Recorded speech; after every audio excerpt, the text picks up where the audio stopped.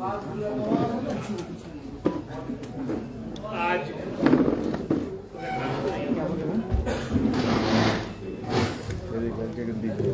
जाओ कौन साहब, आप ही आ जाओ।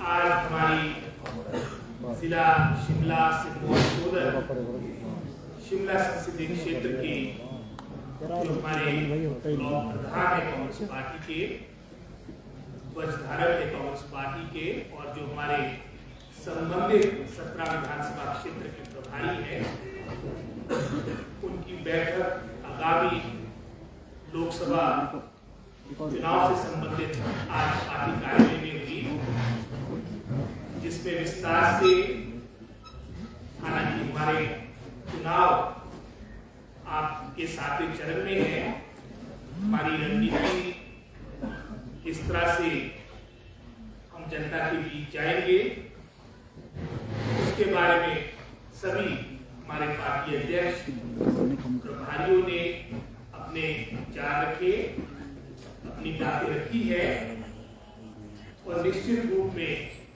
शीघ्र हमारी इसके उपरांत, जैसे मैंने पहले कहा, ब्लॉक अध्यक्ष हमारे प्रभारी आने वाले कल हमारे जो डिस्ट्रिक्ट प्रेसिडेंट्स हैं, क्योंकि इस संसदीय क्षेत्र में हमारे 4 जिला प्रधान आते हैं। शिमला में हमारा शहरी और ग्रामीण जिला के अध्यक्ष है सिरमौर सोलन, और इसके अलावा भी जो हमारे फ्रंटल ऑर्गेनाइजेशन है, चाहे उसमें हम महिला कांग्रेस की बात करें, कांग्रेस की बात करें, एनएसयूआई की बात करें, और भी जो हमारे पंचायती राज SC/ST सेल है, इंटर है, सभी जो हमारे जिला अध्यक्ष है, उसकी आगामी कल हमारी बैठक रखी गई है। और उसके उपरांत हमारे जितने भी हमारे इलेक्टेड MLAs, ऑनरेबल मिनिस्टर्स, हमारे जो गत विधानसभा चुनाव में प्रत्याशी रहे, उसकी भी इसी में समझता हूँ आगामी 3-4 में बैठक होगी, और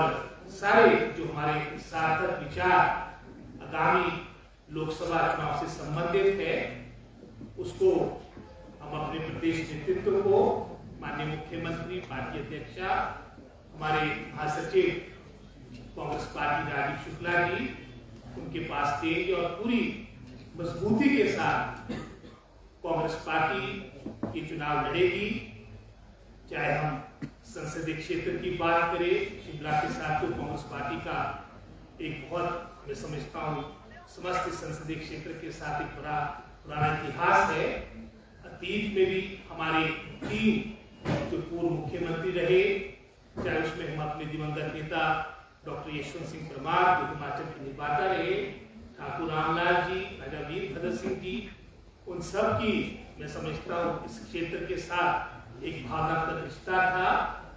हालांकि गत 3 चुनाव से हमें सफलता नहीं मिली, लेकिन इस चुनाव में, जैसे मैंने पहले कहा, पूरी मजबूती के साथ जो कांग्रेस पार्टी की 1 वर्ष की जो उपलब्धि रही, आपकी जो वर्किंग हर सरकार की होती है, वो financial year to financial year होती है, और हमारा जैसे 1 अप्रैल 2023 से हमारा जो प्रथम बजट था, उसके उपरांत जो हमारा कार्यक्रम हुए, चाहे वो कर्मचारी वर्ग के हित की बात हो, जो हमारा वादा जनता जनार्दन के साथ गत 2022 के विधानसभा चुनाव के दौरान था, जो हमारे विपक्ष के साथी उस वक्त मजाक उड़ाया करते थे कि OPS कभी लागू नहीं हो सकता, वो हमारी सरकार ने करके दिखाया है, जिसका लाभ हमारे लगभग 1,15,000 हमारे कर्मचारियों को मिलेगा।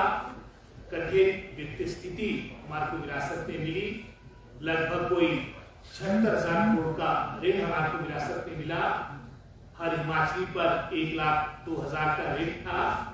उसके अलावा जो देनदारियां 10,500 करोड़ के आसपास जो हमें DA के रूप में अपने पेंशनर्स को देनी थी, चाहे मैं समझता हूं जो आपदा के दौरान प्रदेश का अलग से लगभग कोई 12,000 करोड़ का नुकसान हुआ, और हम सभी इस बात को भली बात जानते हैं कि केंद्र सरकार ने आपदा के दौरान भी किस तरह से विशेषकर हिमाचल प्रदेश के प्रति जो रुख रहा है, इसका जवाब भी हिमाचल की प्रबुद्ध जनता जनार्दन देगी, चाहे वो आपदा से संबंधित हमारी सरकार, हमारे माननीय मुख्यमंत्री ठाकुर सुखविंदर सिंह सुक्खू जी ने जो रिलीफ मैनुअल में संशोधन किया, ये अपने आप ऐतिहासिक है।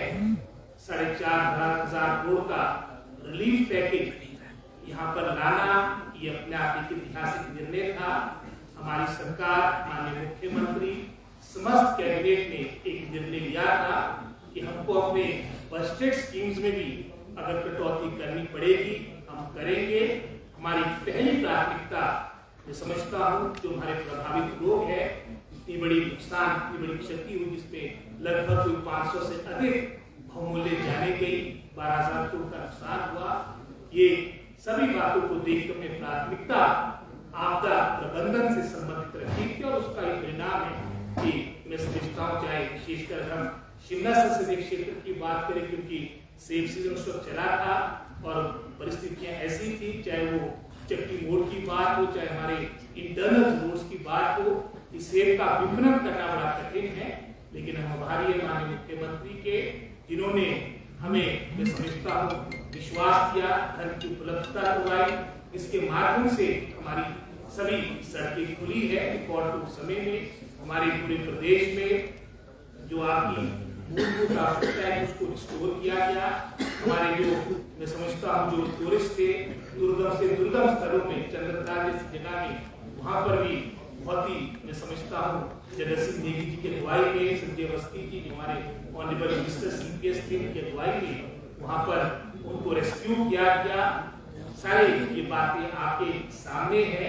ये भी मैं समझता हूँ अपना ऐतिहासिक निर्णय रहा कि जहाँ अतीत में इसका घर आपके, मैं समझता हूँ, आपदाग्रस्त होता था, जहाँ मात्र 1,30,000 की आपको पहले राशि दी जाती थी, मुआवजे के रूप में उस राशि को बढ़ाकर 7 लाख किया गया।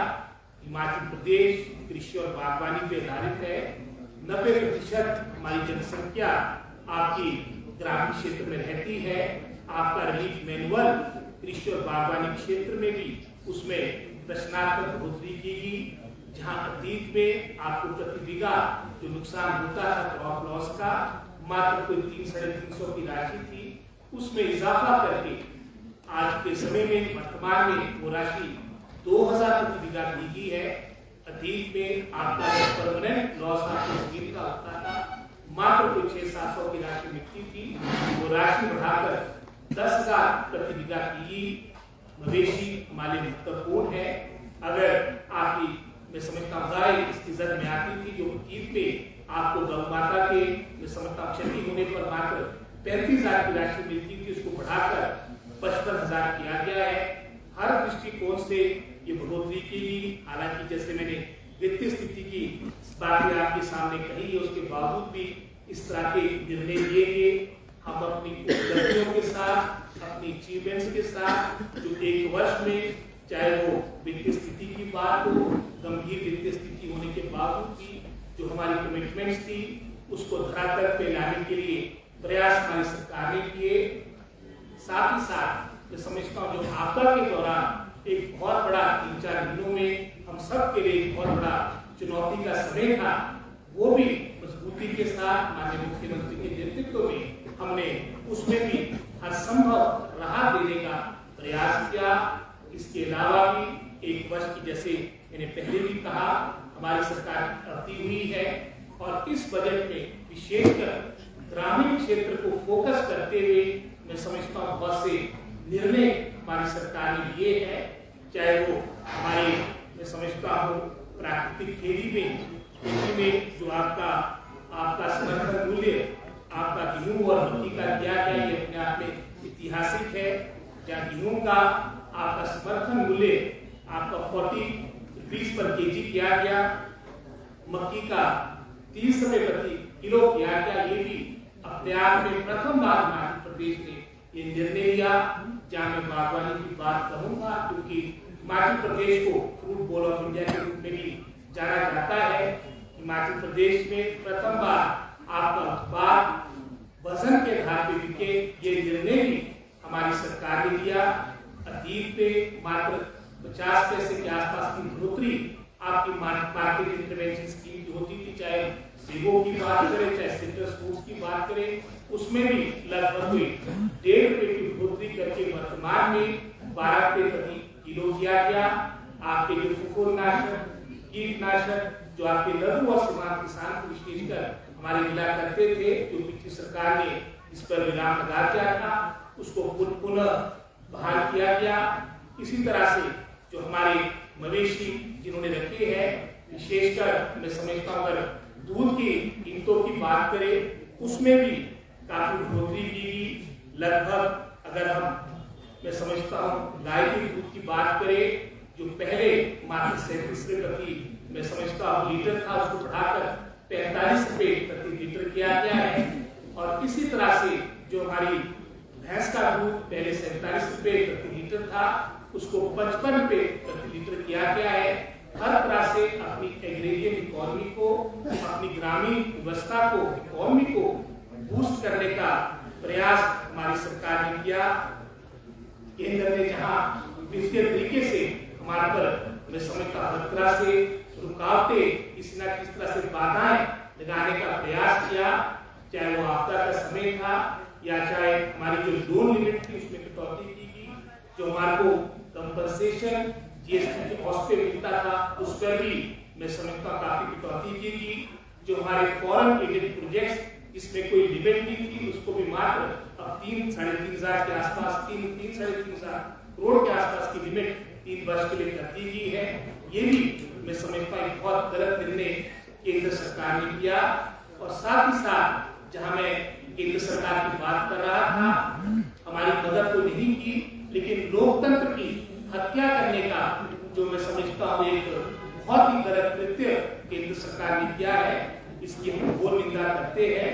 और आने वाले समय में इस लोकसभा इलेक्शन के दौरान और साथ ही साथ जो हमारी 9 जगह विधानसभा के चुनाव भी होने जा रहे हैं, वहां पर भी कांग्रेस पार्टी 9 के 9 जो हमारी विधानसभा की सीटें हैं चुनाव जीतेगी। लोकसभा चुनाव में भी बहुत अच्छा प्रदर्शन रहेगा। और जो क्रम आपकी कांग्रेस पार्टी के पक्ष में यहाँ की जनता जनार्दन ने अपना आशीर्वाद दिया, कांग्रेस पार्टी कार्यकर्ताओं ने अपनी मेहनत, संघर्ष, परिश्रम का जो परिचय 2021 यानी चुनाव के उपरांत किया है, उसके बाद चाहे 22 का इलेक्शन था, उसमें भी मिशन रिपीट की बड़ी बड़ी बातें हुई, वहां पर भी कांग्रेस पार्टी को अपना आशीर्वाद दिया। और इन चुनाव में भी चाहे लोकसभा की बात हो, चाहे हमारी 9 आपकी जो विधानसभा सीटों की जो एक तरह से चुनाव प्रदेश में थोपे जा रहे हैं, यहाँ पर भी हमारी हिमाचल प्रदेश की प्रमुख जनता जनार्दन, क्योंकि हिमाचल प्रदेश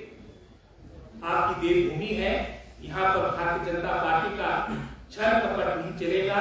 यहाँ पर निश्चित रूप से न्याय मिलेगा और कांग्रेस पार्टी बहुत अच्छा प्रदर्शन जहाँ लोकसभा के चुनाव के दौरान करेगी, लोकसभा चुनाव में करेगी। और साथ ही साथ जो 9 सीटें हैं, तो हमारी कांग्रेस पार्टी के पास पहले से आपकी ये सीटें थी, और जो निर्दलीय की सीटें जो आपकी, जिनसे मैं समझता हूँ दबाव से आपके प्रेशर के माध्यम से उनसे भी उसमें रिजाइन करवाया गया है। और यहाँ पर भी कांग्रेस पार्टी जीतेगी। और इन तीनों जो हमारी इंडिपेंडेंट की सीटें थी, यहाँ पर भी कांग्रेस पार्टी नंबर 2 पे थी, भारतीय जनता पार्टी वहां पर भी आपके 2022 के इलेक्शन में, चाहे वो नारायणगढ़ का इलेक्शन था, चाहे वो देरा का चुनाव था, चाहे हमीरपुर प्रॉपर की बात की, वहां पर दूसरे स्थान पे आपकी कांग्रेस पार्टी थी। यहाँ पर भी कांग्रेस पार्टी अपना परचम लहराएगी। तो यही कुछ बातें मैंने आपके साथ साझा करनी थी। इसके अलावा कोई सवाल आपका है उसके, और एक बहुत ही महत्वपूर्ण जो हमने, मैं समझता हूँ 1500, ये भी एक बहुत ही महत्वपूर्ण चुनाव के दौरान हमारी महत्वपूर्ण घोषणा थी, हमारी गारंटी थी। और इसका प्रारंभ भी माननीय मुख्यमंत्री ने अपने सबसे जो हमारा दुर्गम जिला है, लाहौल स्पीति जिला है, 25 तारीख को प्रारंभ कर दिया। तो वहाँ पर सभी हमारी महिलाओं को, माताओं बहनों को वो राशि प्राप्त हो चुकी है। और इसके अलावा भी पूरे प्रदेश में इस योजना को प्रारंभ कर दिया गया था। हमें एक खेद की बात है, जहाँ भारतीय जनता पार्टी के नेता आए दिन इस गारंटी को लेकर, चाहे विधानसभा के अंदर हो, चाहे मीडिया के माध्यम से इस बात को उजागर करते थे कि कांग्रेस पार्टी इसको लागू नहीं कर रही है, जब लागू करने का समय आया, हमने इसके लिए पैसे का प्रावधान किया, तब इसका विरोध करके स्वयं जयराम ठाकुर जी अपने अन्य विधायकों के साथ भारतीय जनता पार्टी के अपने वरिष्ठ नेताओं के पास साथ इलेक्शन कमीशन में गए। इसका विरोध वहां पर हमने, मैं समझता हूँ वहां पर उसका विरोध किया है और उस बात को देखते हुए कहीं ना कहीं इसमें रोकने का भी प्रयास हुआ है। ये भी सारी बातें जनता जनार्दन के बीच जो इनकी जन विरोधी नीति है, महिला विरोधी जो इनकी मैं समझता हूँ सोच है, उसके साथ जनता के बीच जाएंगे और हमें पूर्ण आशा है कि जनता जनार्दन के आशीर्वाद से, हमारे कार्यकर्ताओं की मेहनत और परिश्रम से कांग्रेस पार्टी बहुत अच्छी चीज यहाँ पर हासिल करेगी। सर, चंडीगढ़ में कोऑर्डिनेशन कमेटी की बैठक हो रही है, क्या उम्मीद करें कि टिकटॉक के ऊपर चर्चा होगी उसमें? ये तो एक प्रमुख मुद्दा है जो आप टिकटॉक की बात कर रहे हैं और शीघ्र मैं समझता हूँ सारी बातों को देखते हुए, विनम्रता को देखते हुए, पार्टी के प्रति निष्ठा को देखते हुए पार्टी निर्णय लेगी। कोऑर्डिनेशन कमेटी की बैठक हो रही है, क्या आपके शीर्ष नेतृत्व में से कोई उस बैठक में मौजूद है? क्योंकि कहने को तो बैठक शिमला में भी हो सकती थी, अगर शिमला की लीडरशिप या हिमाचल की लीडरशिप होगी तो वहाँ पर कौन? चंडीगढ़ में भी हिमाचल का हिस्सा है, क्योंकि हमारा वहाँ पर है, शीर्ष नेतृत्व, तो उसमें हमारे मुख्यमंत्री, पार्टी अध्यक्ष और हमारे 3-4 जो वरिष्ठ लोग उसके सदस्य है वो वहाँ पर। रोहित जी, आप बात करें तो पूरी तरह से कांग्रेस जो पार्टी है वो बैकफुट पे है, तो आपको राष्ट्रीय परिप्रेक्ष्य में है, जैसे लोकसभा के चुनाव में कितना असर पड़ेगा हिमाचल प्रदेश की सरकार ने जो काम किए हैं पिछले 15 महीने, आपको लगता है? मध्य प्रदेश के उदाहरण के तौर पर जैसे मैंने ओपीएस का मुद्दा आपके साथ साझा किया है, राजस्थान की सरकार जिन्होंने इसको इम्प्लीमेंट किया था, ये हमारे कर्मचारी भाइयों को भी देखना है, हमारे मतदाताओं को भी देखना है कि उन्हें किस पार्टी का साथ देना है। जैसे भारतीय जनता पार्टी राजस्थान में उनकी सरकार बनी, तो पहला निर्णय आपकी वहां की सरकार ने किया है ओपीएस को बंद करने का किया, जहां हमारी सरकार ने बहाल करने का निर्णय लिया था, इन्होंने इसके विपरीत निर्णय लिया है। ऐसे बहुत से निर्णय जो हिमाचल ने मैं समझता हूँ लिए है, जिसका निश्चित रूप में बाहर भी और निश्चित रूप में हिमाचल प्रदेश में उसका असर देखने को मिलेगा। पार्टी अध्यक्ष जो है वो लगातार वो ये कहते हैं कि कार्यकर्ता निराश है, काम नहीं हुए, पदाधिकारी निराश है, उनकी सेटलमेंट नहीं हुई, तो क्या आपको लग रहा है कि कार्यकर्ता अब चार्ज हो गया? जहाँ तक आपने पार्टी अध्यक्षा की बात कही और काफी स्पष्ट उनकी स्टेटमेंट परसों भी आ रही थी, तो कुछ तो कई दफा मिसरिपोर्टिंग भी हो जाती है, लेकिन बिल्कुल एकजुट होकर कांग्रेस पार्टी आपकी लोकसभा चुनाव को, विधानसभा की 9 की 9 सीटों को पूरी सीरियसली मजबूती के साथ करेगी और निश्चित रूप में इसमें आपको अच्छे परिणाम। रोहित जी, आपने 2 बातों का जिक्र किया था, लाहौल स्पीति का और 1500 रुपए का। मेरी जानकारी के अनुसार 1500 रुपए अभी लाहौल स्पीति में भी मिलना शुरू नहीं हुए हैं, फॉर्म ही भरवाए जा रहे हैं। दूसरा यह है कि वहाँ की व्यवस्था भी बदली है, आपके विधायक आपको छोड़कर भाजपा में चले गए हैं। और दूसरा सवाल ये है, जो कोऑर्डिनेशन कमेटी की मीटिंग चंडीगढ़ में चल रही है, हिमाचल के नेताओं का कोऑर्डिनेशन क्या हिमाचल में नहीं बन पा रहा था कि चंडीगढ़ का रुख करना पड़ रहा है, और अब वहाँ बात बनेगी क्या? जहाँ तक तो आप लाहौल स्पीति की बात कर रहे हैं, इसको मैं आपको अपडेट कर दूंगा। जहाँ तक मेरी जानकारी है, लाहौल स्पीति में वहाँ पर ये हमारी योजना प्रारंभ हो चुकी है। और जहाँ तक तो आप कोऑर्डिनेशन चंडीगढ़ से संबंधित बात करें, जो तो कोऑर्डिनेशन भारतीय जनता पार्टी की है, उनको पता है कि कोऑर्डिनेशन कहाँ से हो रही है, वो तो सिर्फ चार्टर्ड प्लेन्स में और हेलीकॉप्टर से हो रही है, जिसका भारतीय जनता पार्टी के जो हमारे नेता को किसी को, चाहे वो जयराम ठाकुर जी थे लीडर ऑपोजिशन, चाहे पार्टी अध्यक्ष थे, किसी को पता नहीं था कि कहाँ से उसका संचालन हो रहा है। निश्चित रूप में जो हमारी कोऑर्डिनेशन की मीटिंग आज चंडीगढ़ में होगी, उसके साथ मैं समझता हूँ पार्टी अपने फैसले। सर, भाजपा ने अपने सभी टिकट दे दिए हैं, जो प्रत्याशी है उन्होंने प्रचार भी शुरू कर दिया है, क्या आपको नहीं लगता कि डिले हो गया है, थोड़ा जल्दी जो है टिकट दी? कब तक टिकट दे दी कांग्रेस? ये प्रचार 2 तरफा हो रहा है। भारतीय जनता पार्टी की तरफ से पुराने कैडर के लोग हैं, आप समझ सकते हैं कि कितना वहां पर विरोध हो रहा है। निश्चित रूप में कांग्रेस पार्टी शीघ्र, क्योंकि आप जानते हैं कि 7वें चरण में हमारे चुनाव होने हैं, तो शीघ्र मैं समझता हूँ ये सारी बातों का खुलासा हो जाएगा और इसी के साथ सभी हमारे कार्यकर्ता, उसमें जो लोकसभा का चुनाव होता है, कार्यकर्ता का निश्चय होता है, ये भी संभव नहीं हो सकता कि हर पंचायत में, अगर हम अपने संसदीय क्षेत्र की बात करें कि कोई 800-900 पंचायतें हैं जो जा पाएंगे, तो हम सभी मैं समझता हूँ कार्यकर्ता जनता जनार्दन के बीच हमारी उपलब्धियां हैं, और विशेषकर जो हमारे वर्तमान के सांसद अगर मैं शिमला संसदीय क्षेत्र की बात करूं तो उनका निराशाजनक कार्यकाल रहा है। उन सभी बातों को लेकर जनता दल के लिए जाएंगे और कांग्रेस पार्टी का परचम लहराएंगे। धन्यवाद। सर, शिमला संसदीय क्षेत्र से 16 लोगों ने आवेदन किए हैं, क्या उन्हीं में से टिकट मिलना चाहिए या किसी बाहर से कोई चर्चा होगा? जहाँ तक टिकट देने की बात है मेरे क्षेत्र में आता नहीं है। कांग्रेस हालांकि इस बात को लेकर फैसला करेगा, लेकिन निश्चित रूप में विनेबिलिटी, पार्टी की प्रतिष्ठा, ये आपके प्रमुख फैक्टर्स रहेंगे। आप सबका सर, आपने नाम भेजे कोई, आलाकमान को नाम भेजे कोई? मैं समझता हूँ हमारी बैठक हुई है वो सिर्फ अपनी अपनी कॉन्स्टिट्यूंसीज, हमारे ब्लॉक्स की जो कांग्रेस पार्टी की वहाँ पर किस तरह से सारा अपना मैं समझता हूँ चुनाव अभियान चलाना है, उससे संबंधित है। जो आपके टिकट आवंटन की बात आती है वो कांग्रेस हाईकमान की रिव्यू में ये बात आती है और वो सारी बातों को देखते हुए ठीक निर्णय देगी। सर, सीएम ने दावा किया है कि भाजपा के कुछ बड़े नेता उनके संपर्क में हैं। कितने नेता है? क्योंकि रामलाल मार्कंडा ने भी कल एक बयान दिया है कि मैं जो है वो कांग्रेस से चुनाव लड़ सकता हूं। क्या लेंगे आप ऐसे नेताओं को जो भाजपा में पहले रहे हैं? तो फिर कांग्रेस और भाजपा में क्या अंतर है? क्योंकि अब देखिए कांग्रेस से भाजपा में चले गए कुछ नेता, उनको टिकट भी मिल गया है। क्या आप भी टिकट देंगे ऐसे नेताओं को? न्यूटन का बड़ा प्लान है